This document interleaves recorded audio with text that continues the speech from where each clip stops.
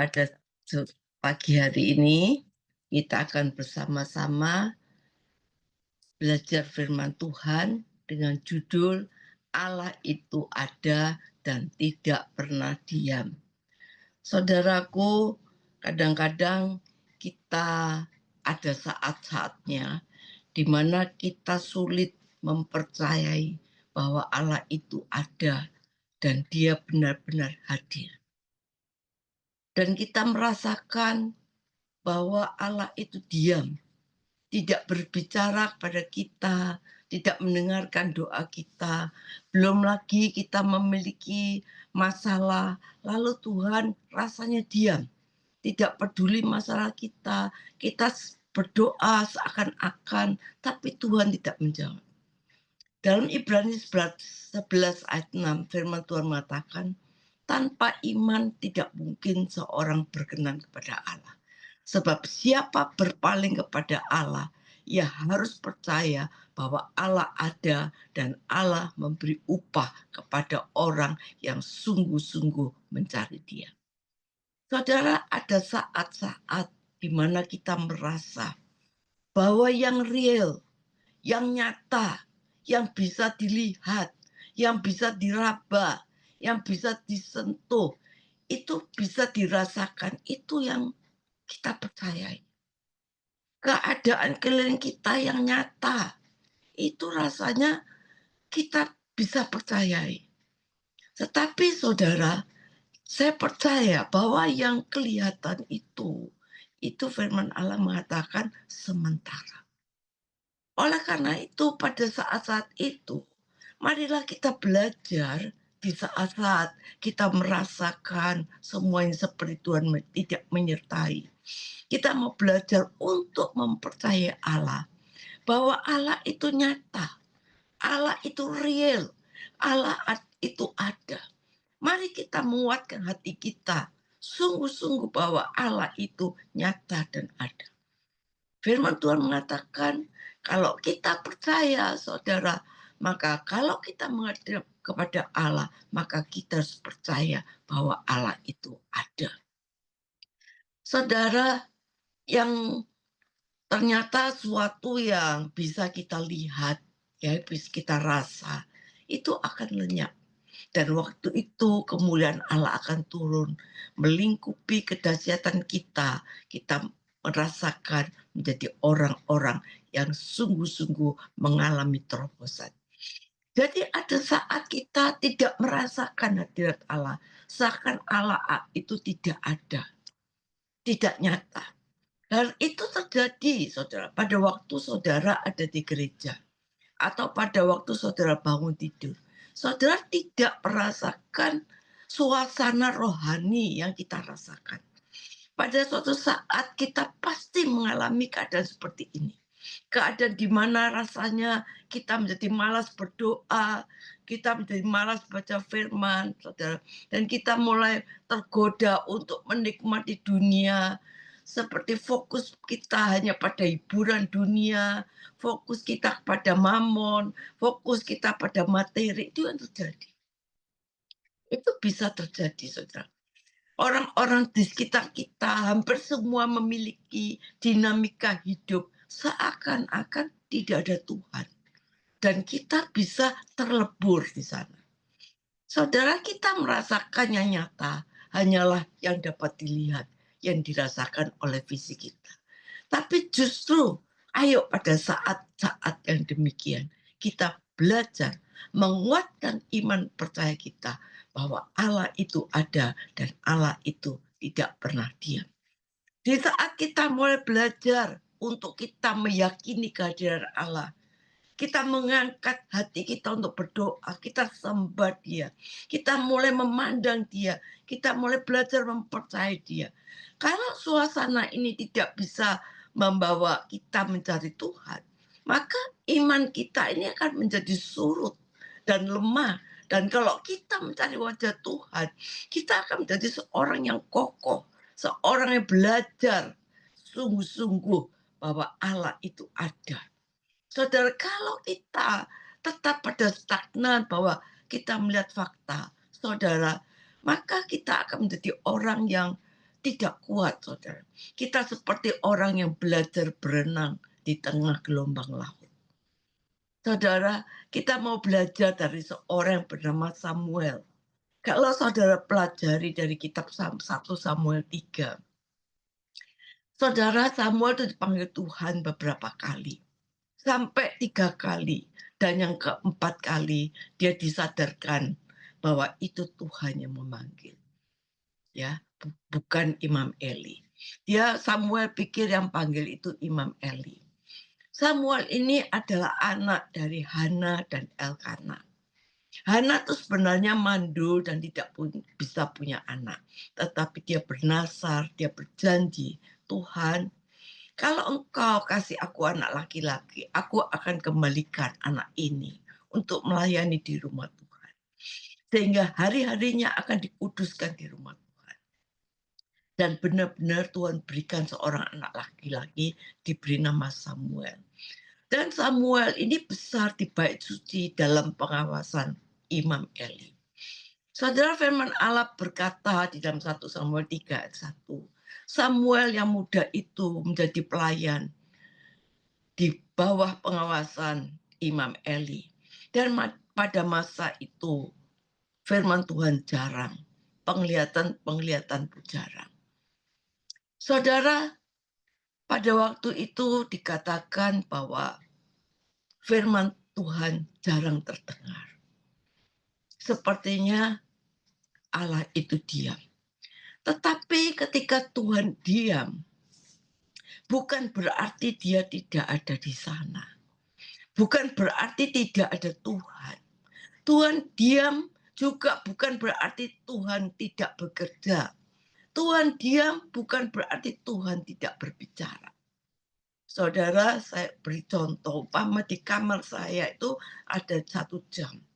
Di mana suara detiknya itu tidak kencang, tidak terlalu kencang. Jadi suaranya itu soft. Saudara, hari demi hari dalam keseharian kami, kadang-kadang saya tidak mendengarkan detik-detik jam itu. Yang bunyi tik, tik, tik, tidak terdengar. Sampai kadang-kadang saya berpikir saya jam ini jalan nggak ya?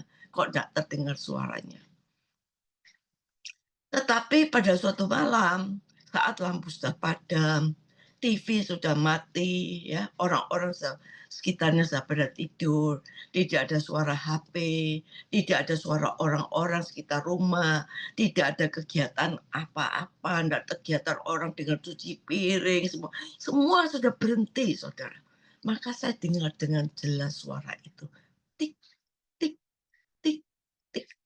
Dan selain saya tidak mendengar jam itu bersuara, bukan berarti jamnya tidak ada. Bukan berarti jamnya itu tidak bekerja atau tidak bersuara. Tetapi karena kebisingan di sekitar saya, sehingga saya tidak bisa mendengar detik jam itu. Demikian juga dengan Tuhan yang kita sembah. Ketika dia sebenarnya tidak berbicara, sepertinya dia diam, bukan berarti dia tidak hadir. Bukan berarti dia tidak bekerja. Bukan berarti dia tidak mendengar. Seringkali karena terlalu banyak suara bising yang terdengar. Ada TV yang berbicara, karena ada film drakor yang kita lihat, ada HP yang selalu kita pegang, ada gadget, ada suara TikTok, macam-macam kebisingan. Belum lagi kita mendengar ada suara Tuhan, ada suara iblis, ada suara kedagingan kita, kesibukan di dalam hidup kita, persoalan yang kita hadapi, ya, pekerjaan yang omsetnya menurun. Semua itu bisa mendistrak kita sehingga kita tidak bisa mendengar suara Tuhan. Tentu kita tidak bisa membiarkan kerohanian kita membeku, mundur, dan akhirnya iman kita kandas karena kita tidak mendengar suara Tuhan lagi. Iman datangnya dari pendengaran dan pendengaran akan firman Kristus. Saudara, apa tindakan kita? Apakah kita membiarkan keadaan rohani kita yang membeku itu, yang tidak pernah mendengar suara Tuhan? Apa tindakan kita, saudara? Kita harus meng-clear up, meminggirkan semua suara, noises yang menghalangi kita untuk mendengar suara Tuhan. Sehingga pada akhirnya kita bisa mendengar suara Tuhan dan melakukan apa yang menjadi kehendak Tuhan. Karena barang siapa yang tidak melakukan kehendak Tuhan, dia tidak berkenan di hadapan Allah.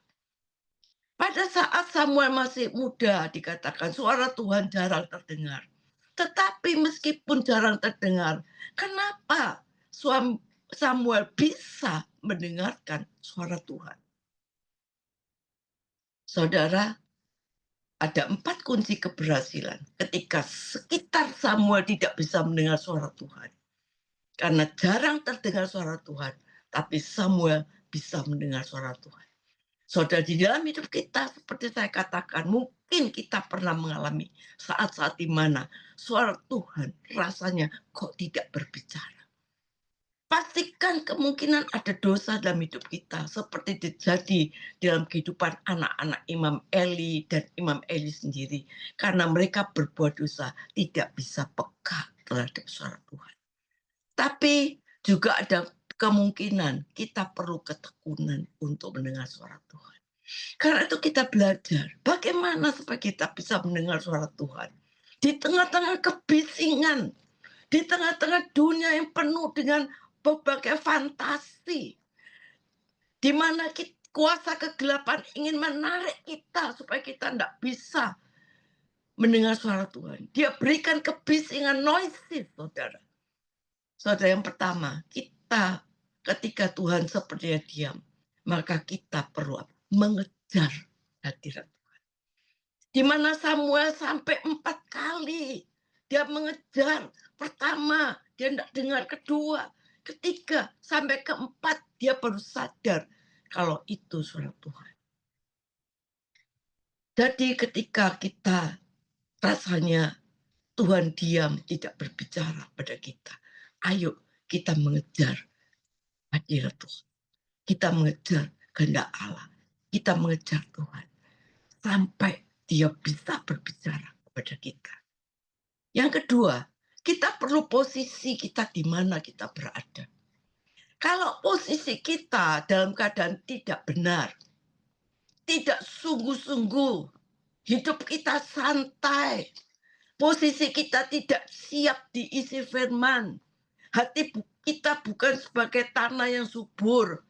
Oleh karena itu waktu kita beribadah, posisi kita harus siap untuk mendengar suara Tuhan. Maka terkadang hamba Tuhan selalu mengatakan, memberi apa-apa. Amin, amin, beri tepuk tangan untuk Tuhan. Kenapa? Kadang-kadang membangunkan semangat kita yang tidur. Sehingga posisi kita bisa kembali kepada fokus. Kadang-kadang posisi kita sedang melihat orang-orang sekitar kita, pegang gadget kita, lalu kita WA. Kita pikir nanti pulang gereja mau makan apa. Fokus kita tidak mendengar suara Tuhan.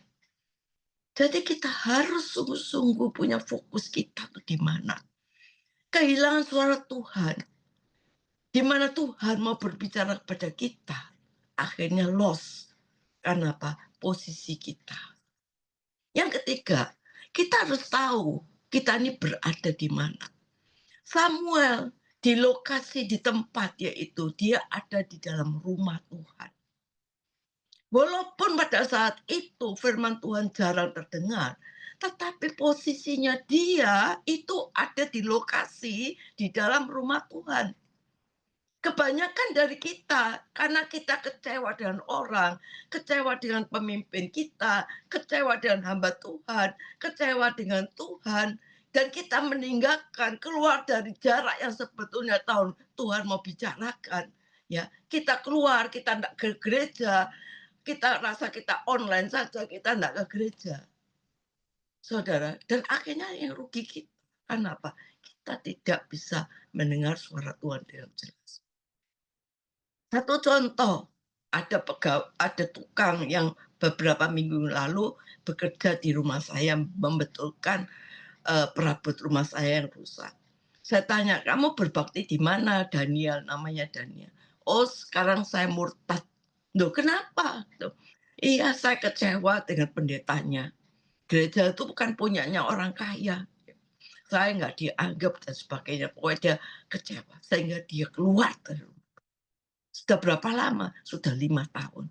Saya bilang, "Kamu rugi karena kamu tidak bisa mendengar suara Tuhan." Iya betul, tapi sekarang saya belum siap.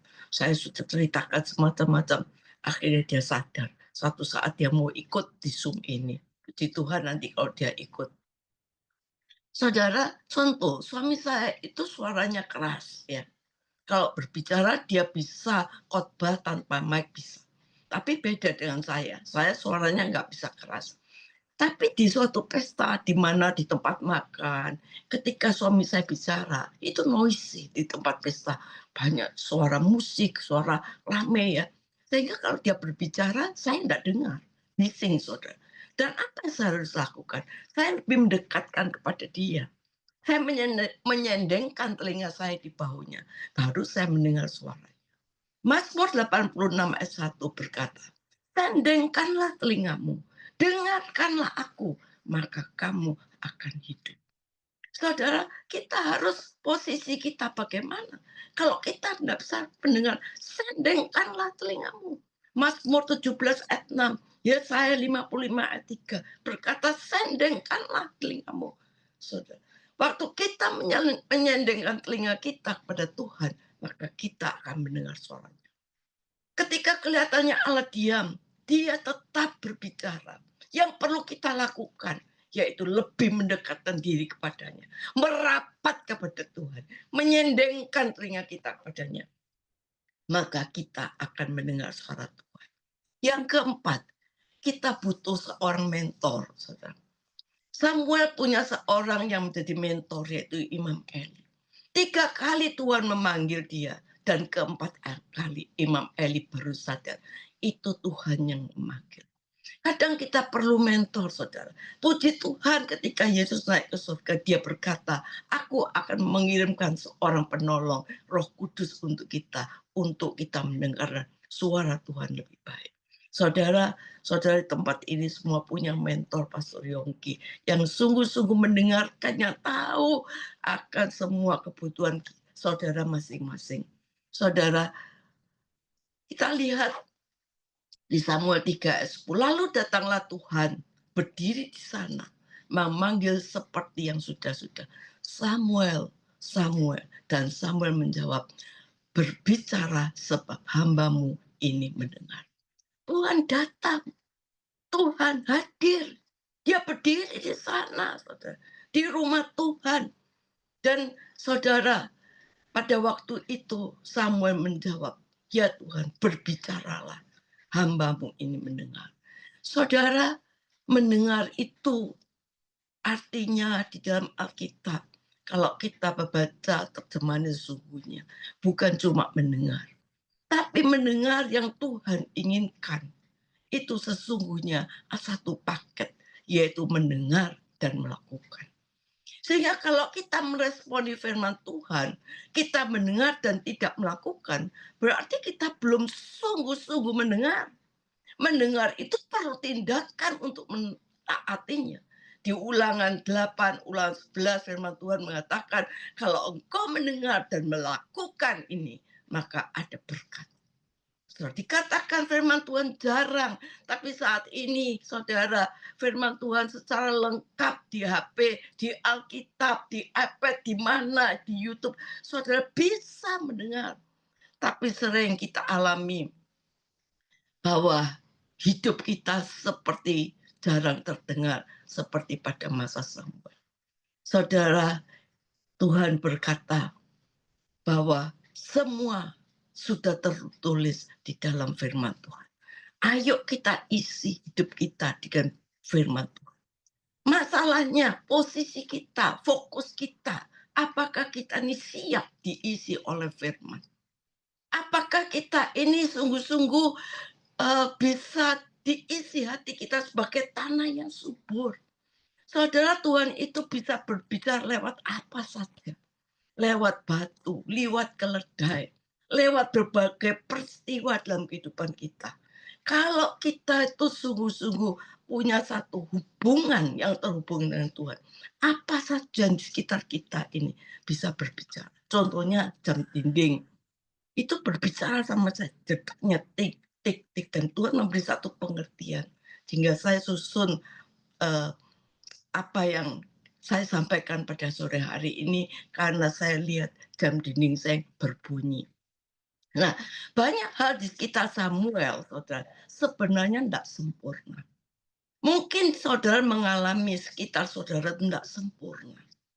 Sekitar saudara tidak mendukung untuk saudara bisa sungguh-sungguh mencari Tuhan. Masalah-masalah saudara, persoalan saudara banyak yang tidak mendukung saudara untuk fokus mencari Tuhan. Saudara, Samuel bukan sempurna loh saudara. Kondisinya tidak sempurna. Dia ini seperti dibuang sama mama papanya, orang tuanya. Dan dia tumbuh berkembang tidak dibawa orang tuanya, dibawa Imam Eli. Dan Imam Eli ini jahat, kepemimpinannya jelek. Anaknya Hofni Pinehas itu bejat, 1 Samuel 2. Sehingga nggak ideal banget. Bahkan di dalam 1 Samuel 7 dikatakan Samuel belum pernah mendengarkan suara Tuhan. Betul-betul tidak ideal. Tidak ada sesuatu yang mendorong, yang menopang untuk dia dengar suara Tuhan. Tetapi dalam hal yang tidak ideal, Tuhan bisa berbicara. Poinnya, jangan nunggu sampai semua sempurna baru saudara dengar firman Tuhan. Di saat ada di tengah-tengah masalah yang tidak sempurna, Tuhan sanggup berbicara untuk menuntun saudara. Kadang Tuhan bisa pakai keadaan saudara yang tidak sempurna untuk bisa berbicara. Tuhan bicara. Lebih jelas, bukan ketika keadaan kita baik, Tuhan bisa berbicara. Tapi di tengah-tengah keadaan kita tidak baik, di tengah-tengah keadaan kita tidak sempurna, di tengah-tengah keadaan kita di mana doa kita tidak dijawab, belum dijawab, Tuhan bisa berbicara pada kita. Tuhan tidak pernah diam. Di situ kita perlu sendengkanlah telinga kita kepada Tuhan. Pertanyaannya, kita mendengarkan atau tidak? Atau seringkali kita dengar noises, saudara. Kita seringkali tidak fokus. Atau hidup kita seringkali terdistrak dengan keadaan gadget kita dan lain-lain. Kalau kita baca apa sebenarnya yang Tuhan mau bicara kepada Samuel. Kok sampai dipanggil Samuel, Samuel? Kenapa? Apa sebenarnya yang Tuhan mau bicara? Tuhan mau bicara yang sudah disampaikan oleh abdi Tuhan di pasal 2. Ya Tuhan akan menghukum Imam Eli dan keluarganya. Dan tidak akan Imam Eli diberi kesempatan untuk melayani Tuhan. Poinnya Tuhan itu mau berbicara tentang itu, saudara. Dikatakan bahwa Samuel tidur sampai pagi. Dia gelisah. Akankah aku sampaikan ini kepada Imam Eli? Bagaimana caranya aku berbicara? Kalau saudara baca selanjutnya. Saudara, apa yang dikatakan padamu, katanya. Jangan disembunyikan padaku. Kalau enggak, Tuhan akan menghukum engkau. Imam Eli tanya, apa yang disampaikan Tuhan? Dan Samuel tahu, dia mendengar bukan untuk disimpan sendiri. Tetapi dia mendengar untuk dilakukan. Akhirnya dia sampaikan apa yang dikatakan Tuhan. Saudara, ketika kita mendengar suara Tuhan, itu harus kita lakukan. Karena kadang tidak mudah, saudara, untuk taat. Tidak mudah. Karena ketaatan itu perlu sebuah proses pada langkah-langkah iman. Keadaan ke depan mungkin akan ada up and down. Tetapi kita ingat, Tuhan yang pegang kendali hidup kita. Dia tidak pernah berubah dulu, sekarang, dan selama-lamanya. Saudara, Samuel taat. Dia mendengarkan, dia melakukan, dia tidak takut dihukum. Karena dia tahu, di dalam ketaatannya, dia akan disertai. Sekali lagi saya tekankan, di dalam ketaatan kita, kita akan disertai Tuhan. Firman Tuhan berkata, Tuhan menyertai Samuel, sehingga Samuel ayat 19, Samuel makin besar, dan Tuhan menyertai dia. Di dalam ketaatan kita akan mengalami penyertaan Tuhan. Ketika kita mengambil langkah iman menyertai Tuhan, mungkin Dia bisa menyertai anak-anak kita, Dia bisa menyembuhkan, menyertai pekerjaan kita, menyertai pelayanan kita, menyertai hidup kita, sampai anak cucu kita tidak ada yang meminta-minta, Dia sertai. Saudara, mendengar itu harus melakukan, jangan cuma mendengar. Kalau kita cuma mendengar itu setengah jalan. Mendengar itu harus melakukan. Keberhasilan Samuel bukan cuma mendengar tapi melakukan. Saudara, dikatakan bahwa waktu Tuhan memanggil Samuel dan dia berkata, "Ya Bapak, aku udah." Ini satu sikap hati yang benar, satu attitude yang benar. Attitude sesuatu yang kecil, itu saudara bisa membuat sesuatu yang besar. Sikap kita kepada Tuhan, sikap kita yang tidak percaya pada Tuhan, itu akan membawa resiko dampak yang jelek dalam hidup kita. Samuel dikatakan sungguh-sungguh luar biasa. Dia bergegas ke kamar Eli dan dia menyatakan semuanya kepada Eli. Saudara, beda dengan Musa. Musa ketika ada di semak belukar yang tidak terbakar, dipanggil Tuhan, Musa, Musa. Tapi dia tidak bingung, dia tidak takut. Pada 40 tahun, dia tidak pernah mendengar suara Tuhan. Tapi dia tahu dan dia berkata, ya Allah.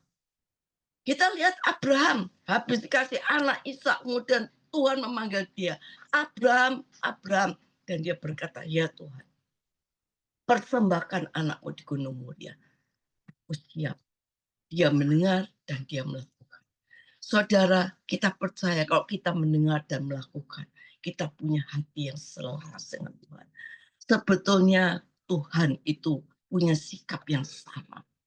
Ayat 58 ayat 9 berkata, Tuhan sama, Tuhan memberi contoh. Ketika kita berteriak minta tolong, Tuhan berkata, aku akan menjawab. Yesaya 58 ayat 9, pada waktu itu engkau memanggil, aku menjawab. Pada waktu engkau berteriak, Tuhan akan berkata, ini aku, dan Tuhan menjawab. Tuhan memberi contoh. Setiap dia ada panggilan kita, Tuhan selalu jawab. Tuhan akan memberi kita kesuksesan, successful, kemenangan. Successful bukan berhasil bukan dalam keuangan saja, tapi berhasil menjadi murid Kristus, berhasil menjadi serupa dengan Kristus. Itulah janji Tuhan.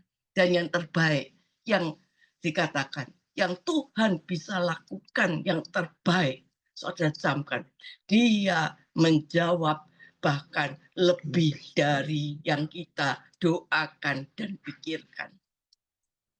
Yesaya 43 ayat 19, aku membuat sesuatu yang baru. 100% komit dia lakukan. Siapkan hidup kita. Dia Tuhan yang mesti berbicara. Dia Allah yang hidup. Respon, lakukan. Saudara, di dalam kelemahan kita, di dalam ketakutan kita, dia tetap berbicara kepada kita. Amin. Tuhan, saat ini kami percaya kalau kami taat dan melakukan firman Tuhan, kita mendengar dan melakukan firman Tuhan, maka penyertaan Tuhan akan menyertai kita sepanjang hidup kita. Tuhan, ajar kami untuk menyendengkan telinga kami pada Tuhan untuk mendengar. Di tengah-tengah kebisingan dunia, di tengah-tengah noises yang begitu besar di tengah-tengah kehidupan kita, biarlah kita tetap mendengar suara Tuhan. Kami mau persiapkan hati kami Tuhan untuk mendengarkan suara. Ditaburi akan benih firman Tuhan yang bertumbuh 30, 60, 100 kali. Dan kami percaya saat ini, pagi ini, siapapun yang ada di tempat ini yang mendengarkan firman ini akan diberkati Tuhan. Kalau kita mendengar dan melakukannya, akan diberkati Tuhan. Kemana kita pergi, kaki kita melangkah adalah pelita Tuhan menyertai kita. Kita akan dibawa naik, tidak akan turun. Kita tidak akan menjadi ekor, tapi menjadi kepala. Itulah janji Tuhan. Kalau Tuhan berjanji, dia tidak pernah berubah. Sekarang, dulu, dan sampai selama-lamanya. Amin.